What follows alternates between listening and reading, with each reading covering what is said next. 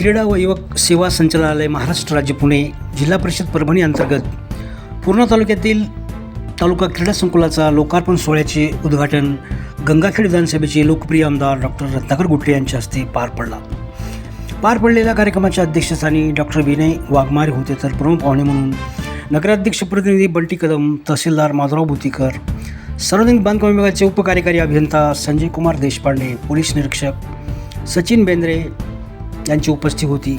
तर या कार्यक्रमासाठी तालुक्यातून शहरातून उपनगराध्यक्ष मुकुंद भोळे, सभापती अब्दुल मुजीब अब्दुल हबीब, नगरसेवक विश्वनाथ होळकर, लक्ष्मीकांत कदम, सुनील जाधव, राजेश भालेराव, बंटी रणवीर, मिलिंद कांबळे, किशोर सूर्यवंशी, हर्षवर्धन गायकवाड, विधानसभा प्रमुख सुधाकर खराटे, तालुका अध्यक्ष सुभाष देसाई, विकास गव्हाळे, महाजी देसाई, जिल्हा माहिती अधिकारी परभणी, बालासाहेब काळबांडे, अशोक शेळके, माधव बनसोडे, संजय गांधी निराधार योजनेचे अध्यक्ष सेनाजी माटे, उद्धव शिंदे, रमेश सूर्यवंशी, विलासगिरी, नरेश जोगदंड, साहेब भाकरे, जगन्नाथ रेणगडेसह जिल्हा क्रीडा अधिकारी श्रीमती गीता साखरे, तालुका क्रीडा अधिकारी कल्याण पोले, संजय मुंडे यांची उपस्थिती होती। यावेळी आमदार महोदयांनी या क्रीडा संकुलात कबड्डीचे मैदान, जिमचे भूमिपूजन केले। 4 ते 5 कोटी रुपयाचा विकास निधी येथे दिल्याचे जाहीर करतच आणखी भरीव निधी या क्रीडा संकुलास देणार असल्याचे जाहीर केले।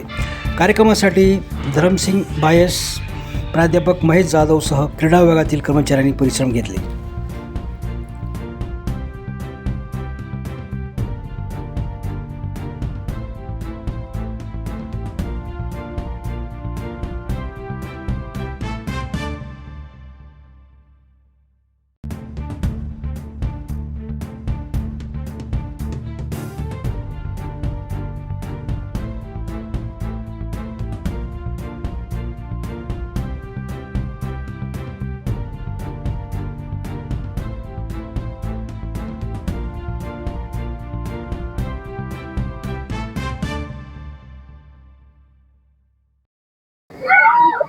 क्रीडा संकुलांचं लोकार्पण सोहळा करत आहोत आणि झालेला आहे असं मी जाहीर करतो।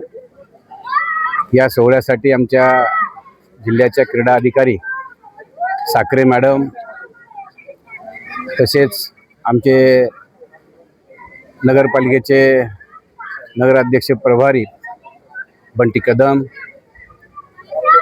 आणि सर्वच आता माझ्यासोबत आले सर्व नगरसेवक असतील, पंचायत समिती सदस्य असतील, उपनगराध्यक्ष असतील आणि हे तालुका कृषी अधिकारी क्रीडा अधिकारी म्हणजे पोले असतील, संजय मुंडे असतील, या सर्वांनीच आज म्हणजे चांगलं काम केलं। चांगलं आपण लोकार्पण सोहळा पार पडला आणि आपण लोकांसाठी हे ओपन केलं सर्व।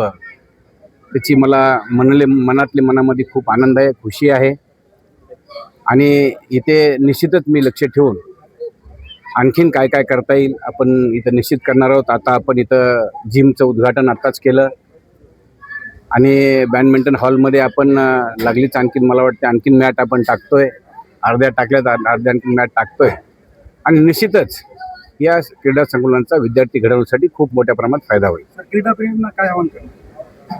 क्रीडाप्रेमीला एवढंच आव्हान आहे किंवा इथं स्वच्छता ठेवा, प्रथम चांगलं वापर करावा आणि चांगलं मोठं होण्यासाठी खेळाडू घडण्यासाठी जे जे काय लागतं त्यांनी करावं आणि इथून खेळाडू खूप मोठ्या प्रमाणात घडून जावोत ही एक ईश्वरचरणी मी प्रार्थना पण करतो।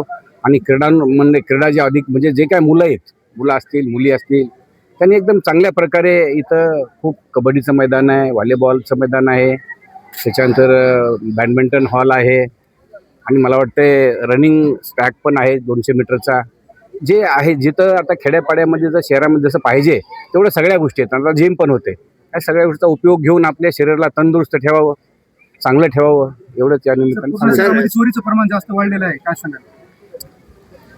चोरीचं प्रमाण वाढलं हे मी ॲक्सेप्ट करतो, निश्चितच चोरीचं प्रमाण जास्त वाढलेलं। आत्ताच मी काल परवा पेपरला पण वाचलं की 2-3 ठिकाणी चोऱ्या झाल्यात वगैरे म्हणून। तर आता आपले इथले PI आहेत, त्यांना निश्चितच मी सूचना देईन की यापुढे असं कुठं घडू नये। पोलीस स्टेशनच्या समोरच प्रवेशद्वारासमोरच चोरी झालेली आहे।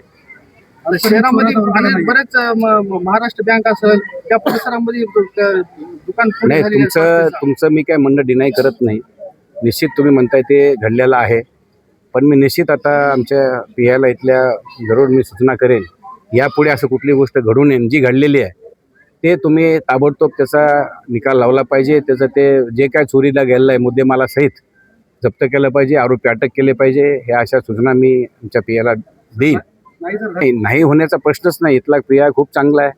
तो मला वाटतं निश्चितच इथं जे काय चोऱ्या झालेले आहेत तो निष्पन्न करेन आणि सर्व काही जे काय चोरीला गेलेलं आहे ते भरामत निश्चित करेल असं मला खात्री आहे. तर आमदार साहेब युवाला काय आवाहन करणार? मोबाईलसाठी 1-2-3 दिवस पूर्वी एक घटना घडली.